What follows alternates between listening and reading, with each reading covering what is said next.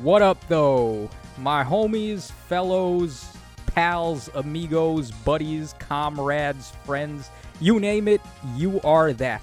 So, it's your boy here, and we're going to go ahead and do a defense team showcase of my new 8th Raids defense team. We didn't do too bad. We ended up in... Let's take a look here.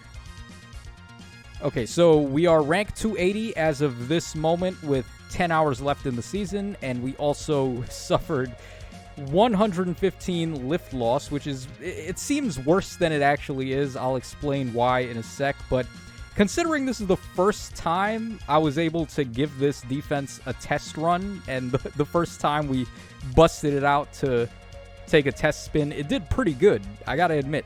So we're running a Flier line here, the dreaded Hinoka Flier line that's probably going to replace Cav Lines. After using this, I do actually think this is better than Cav Lines, and as you can see right now, it's pretty apparent why. Cav Lines can only cover 4 lanes on the bottom, but with this Hinoka Flier line, you can actually cover as many as 5 lanes. So if you do this, what we have here, we have the escape ladder, we have the safety fence, then we have the bonus structure, and we have the fortress. This is pretty much the bare minimum, unless you want to be like ballsy as hell and not run the fence or the ladder. Typically, you'll see people with 4 structures on offense. And then, since we're covering 5 lanes, they have 3 defensive spots where they can go untouched. And then the rest is just dead zones. So, very dangerous stuff here, of course.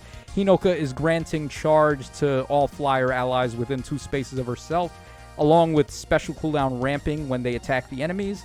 We have Elincia over here as well. Elincia can buff the team with her own weapon. She's granting attack and speed up 6 to allies in 2 spaces, giving them a guaranteed follow-up as well. So, pretty good for a unit like Duo Thor, who is not able to do a natural guaranteed follow-up on her own. We also have Sonia here, the Bunny Sonia. Originally, I didn't really want this unit, but after we take a look at the first defense team, I'll explain why she's here. And we have Duo Elise as well. You may be wondering why I'm not just using all Flyers, and that's because it's not really necessary. I wanted everyone to get attack and speed up 6 from Elincia, so I needed to have her in the middle. So Hinoka was not going to be able to go right there, which would be the ideal spot to give everybody charge, assuming we're running all Flyers, but I think this is probably the way to go. Just run Hinoka and a bunch of Flyers and have at least 1 Cav to cover the additional lane there. So that's what I decided to do. Originally, I actually had Veronica there, Legendary Veronica, but as it turns out, it was just a better idea to go with Elise. And of course, we have double Emblem, so that can just cause even more ruckus for the enemies. They're not going to be able to use save skills or use the Fallen Maria to protect themselves. And we have this, a level 10 infantry school, which bullied the hell out of a lot of people with that minus 11 to all stats on their infantry units. A lot of people tried to just bait with somebody right there, like a crazy god sword, and they just got smashed by the infantry school. So it's pretty raw trying to deal with this here, because ideally you would want to put a god sword somewhere on this corner. This one is a little bit more dangerous because with the fortress there, it's really tough to maneuver on this side. So you would want to try to do something over here, which is very difficult to do. Also, the tactic room over there, because it can possibly inflict gravity on units within the 2 spaces right below these anniversary cakes. So just a little bit more of an annoyance there.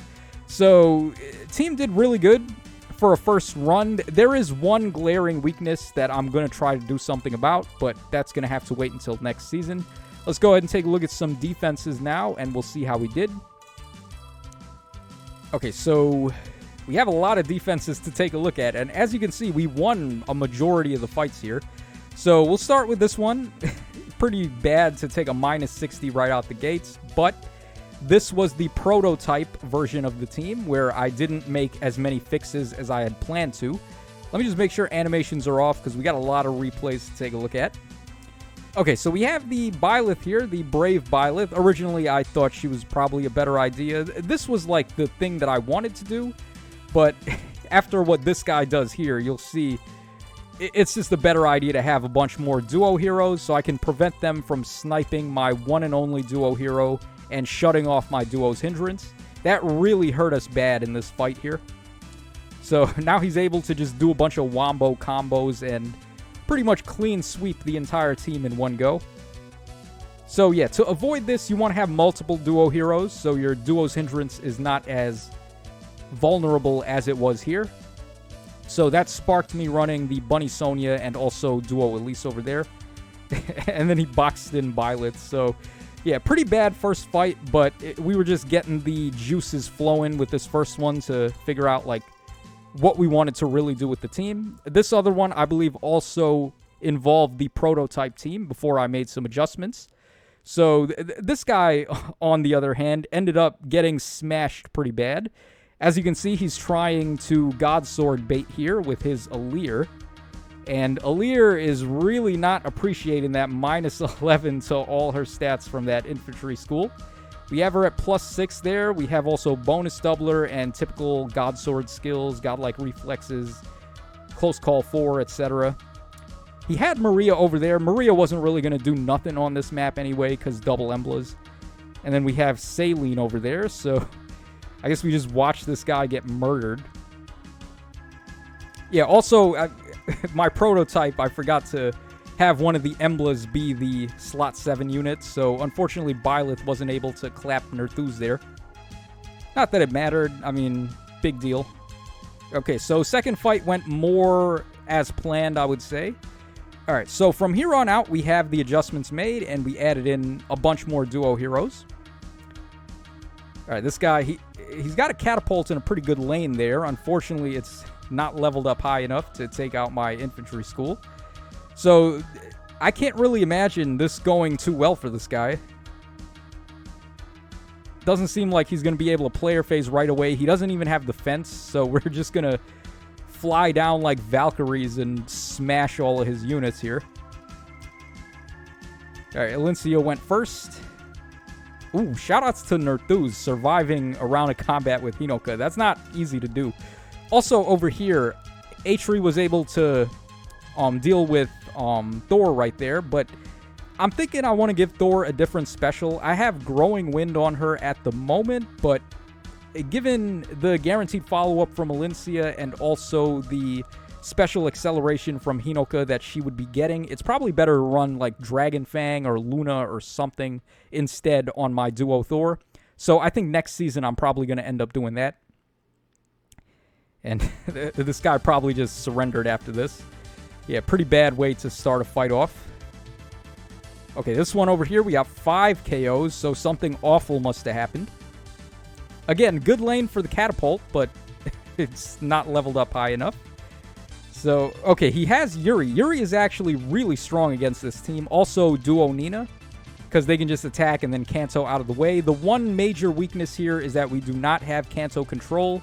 I'm trying to come up with a way to fix that, but I'm going to have to give up on having the 5 threat lanes if I'm going to want to do that, but the 5 lanes actually provided a lot of trouble for people, so I think I want to keep that and just, like, accept the fact that Kanto is a big problem for this team. But, I mean, all I would have to do is replace one of these flyers, maybe Sonya, maybe Thor, and then run, like, Gatekeeper or somebody. Gatekeeper would actually be really helpful with these mountains and the fortress, so they wouldn't be able to have, like, Ash right there and then start warping in. So, Gatekeeper with Kanto control, probably a good idea here. But, just more food for thought. I'll figure out what I want to do next season. Oh, by the way, this guy, the reason why he put Ash there was because he didn't really have a choice. He has the safety fence, but it's not protecting enough of his squares. He's still being targeted on this final lane. So, he wasn't able to even use the safety fence to provide an ounce of safety here. And as we can see, this is like bullying, man. This is not cool. This poor guy didn't deserve any of this. This is not cool. Okay, so there's a 5 KO fight there.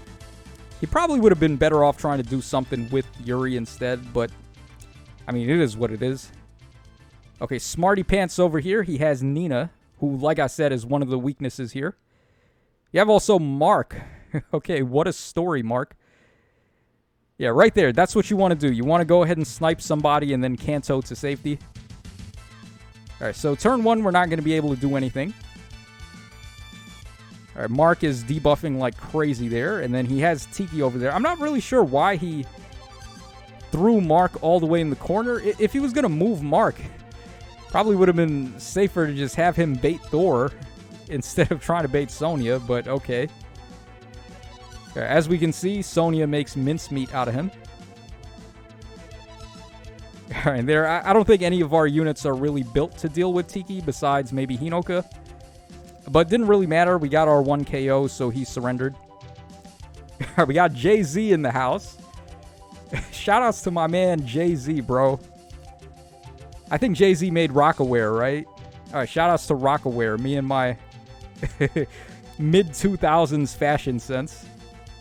Okay, so this guy's got... Oh, actually, Gatekeeper is pretty cool against this defense because he can prevent charge. So, because he has Gatekeeper, we're not able to, like, just swoop down and attack his guys. He has a God Sword Baby Mia there. And then he's got Nerthuz as well and Fallen Dum Dum. But he just surrenders on the spot, I guess. I don't know. I feel like there are definitely some things he could have done here. If he just put Mia, like, over there, and then he had Gatekeeper around to prevent us from charging in, I feel like this guy probably had some moves, but I don't know. I guess he just didn't want to bother. Okay, next up we have Moth over here. Let's take a look at what he did. Okay, there it is. Byleth, the worst enemy to all defenses. She has Null Sea Disrupt as well, so all of my counters for Fallen Byleth are just nullified by having that B skill. Because Hinoka is supposed to fire sweep her. Elincia and Elise both have Dazzling Staff. And then I have Hardy Bearing on Thor. I guess that's probably the only chance we have against Byleth. But yeah, when she has Null Sea Disrupt, there's really not too many things you can do to stop her. Also, he's getting bonus doubler from the Eliwood over there. So a very threatening unit, of course. Oh, wow. I'm surprised Goto can survive against Hinoka there. But things ain't gonna go so well, let's just put it that way, with this Byleth here. Just causing a ruckus. Yeah, and we're unable to move past her either, because she has freaking Bulwark for some reason. Okay, this guy, he probably, like, really tried to big brain this. So he purposely went on the gravity trap there to prevent Emblem from moving 3 spaces. But that was actually a big mistake, and... Okay, before we show why that was a big mistake, leave a comment right now why you think it was a mistake to have Byleth use gravity there on Emblem. And if you get it right in the comment section, you're a G. You're an OG. You know your shit at playing Fae. So here we go. Let's go ahead and get rid of that one Emblem, but... Did he forget? I guess he must have forgot that Severance also nullifies her penalties at the start of the turn. So, yeah, unfortunately there for Goto. It was a pretty good move, but, I mean, you got to read the fine print, right? You got to be a lawyer to play this freaking game. All right, let's go ahead and move on. We have one guy here. He just decided to, like, bum rush me. He didn't care that he lost the unit. He just wanted to get the win. So, there's not really too much you can do about fights like this. Yeah, so right there, he just smites in. Very good call there with the Hex Trap. It's obvious that's not going to be the real one because I have the Fortress there. So, just get some easy KOs. Also get his gravity off with Nerthuz and Gale Force. Then we have Norn over there. So, Norn... Summer Norn here, plus 10. We have the Arcane Lance. We got Vital Astra. Whole bunch of speed skills, but unfortunately just getting annihilated by that infantry school level 10. So unfortunately for Norn, she just got her face pushed in, but it's okay. I mean, this guy, I don't think this guy really cared. He just wanted to get the dub. All right, we can pretty much wrap up here. He's just gonna like bully the rest of my units here. Alright, yup. This is the one and only guy who was able to get a clean win, so let's go ahead and take a look. And this was after all of the adjustments too, so this is like a real legitimate win that he's got here. No safe defense, pretty ballsy, but, I mean, we gotta give it up to him. All right, Yuri, of course, with his Kanto. Like I said earlier, big problem for this team that I don't really know if I want to deal with, even though I know how. It's just like, it's more like a pick your pony kind of thing. Like, would you want Kanto control, or would you rather have the 5 threat lanes? And I think probably the 5 lanes are better. But Kanto is a huge problem when it comes into play here. So maybe it's probably just better to have Kanto and run like 4 lanes. But we'll see. Alright, yeah, just abusing the hell out of Yuri. So we can finish up here. And our final replay of the day. I am Error. Shoutouts to Zelda 2. If you guys remember that little meme there. Okay, so homeboy over here, we have a baby Eliwood. We got a Bride Anna. We have Goto. Okay, Brave Dimitri getting pumped up there by Eliwood so he can get his bonus doubler. Alright, I guess this guy's going to try to bait us, but how's that going to go? Let's find out. Alright, Hinoka with her fire sweep, able to get away from Dimitri there. Perfect KO with Alencia on Goto. I don't know. I mean, that other guy was able to bait Alencia with Goto, right? So, or no, he baited Hinoka, I think, with Goto. So I'm not really too sure if Goto is, like, how safe Goto actually is against this team. But, I mean, he didn't do too bad the other time, but this time he got wrecked. Just Kantoing and then repositioning. Yeah, this is very annoying. I wouldn't blame this guy for surrendering at this point, because with the combo of Repo and then Hinoka having Kanto and him being completely unable to like do anything to counterattack her because she's got Fire Sweep, I can understand completely why this guy would just give up right here. Also, Anna got hit by the Tactic Room, so he would not be able to get rid of Sonya on this turn. So, yeah, there we go, guys. Let me know in the comments what you think of the Flier Lines. And if you've been running a Flier Line with Hinoka since she came out, let me know how it's been going for you. And do you think it's better than Cav Lines? I would personally have to say yes, I think so. But there are some definite flaws here, like we said earlier, with Kanto and not being able to have Kanto control without a concession somewhere. So that's going to wrap us up for this video. Let me know in the comments, again, what you guys think about all this.